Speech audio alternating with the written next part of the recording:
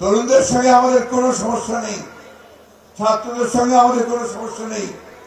আমরা শুধু বলি যে দেশের স্বার্থে, জনগণের স্বার্থে সঠিক জায়গাটা চিনে নিতে হবে। তাদের জন্য বলছি, যা হুমকি দিচ্ছেন মাঝে মাঝে আমাদের কিছু নব্য নেতৃত্ব, বলছেন সব সংস্কার শেষ না করে কোন নির্বাচন বিএনপির জন্য চায় না। বিএনপি নির্বাচন চায় এই দেশকে রক্ষা করার জন্য। বিএনপি নির্বাচন চায় এই দেশের মানুষের আকাঙ্ক্ষা পূরণ করবার জন্য। বাংলাদেশ জাতীয়তাবাদী দল এখন যে কোনো সময়ের থেকে অনেক বেশি শক্তিশালী।